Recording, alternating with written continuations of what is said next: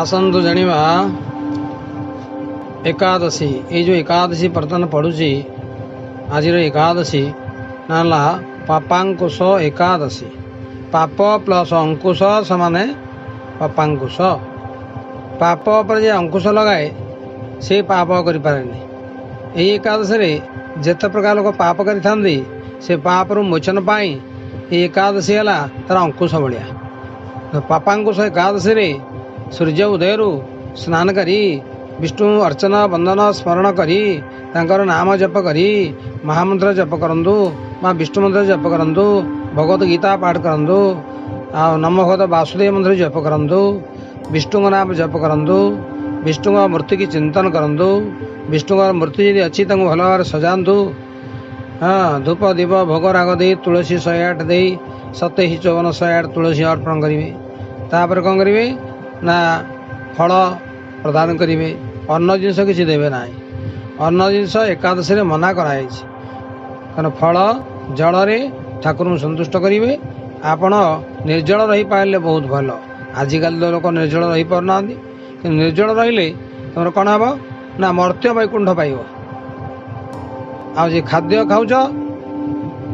फलमूल खाऊच चलिब न खाइले भल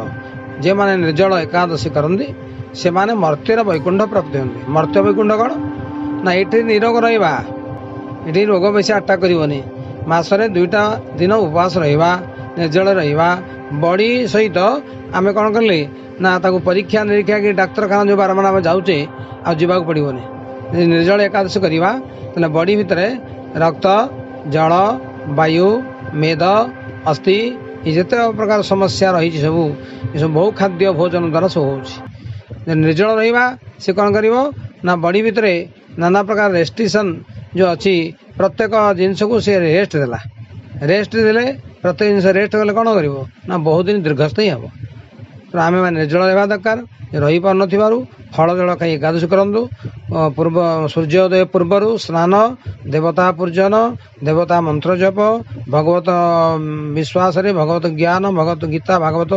पाठ करी दिन टी कटातु भगवान नाम स्मरण करूँ ता बाद परदिन गोटे जड़े ब्राह्मण को अन्नदान करी ब्राह्मण भोजन कराई तापर आपण सात्विक भोजन आहार करूँ यह एकादशी नियम यही पापांकुश एकादशी आपण देह पाप छाड़ीज शरीर सुस्थता हम मृत्य वैकुंठ प्राप्त मर्त्य वैकुंठ प्राप्त उपवास रहिले मर्त्य कौन रोग वैराग आपको जात हेनी निष्ठा से रहिले मर्त्य आपण जिते निबंध थे निरोग रे आ मृत्यु पर वैकुंठ प्राप्त है स्वर्ग वैकुंठ से वैकुंठ के देखी ना हेले भी मध्य शास्त्रीय मतरे आम से कले उभय एकूण आ सेकूण को शुभ प्राप्त कराए। मेष राशि राग वृद्धि हेब कर्म बाधा वृष राशि रोग मुक्ति हेबे मिथुन राशि उत्तम शुभ खबर मिल कर्कट राशि सफलता योग सिंह राशि असुखी रे कन्या राशि दूरयात्रा राशि शुभ मिच्छा राशि कर्म सफलता धनुराशि जानवाहन में पीड़ा योग मकर सुख लाभ कुंभ अर्थ प्राप्ति मीन देह बंधु प्राप्त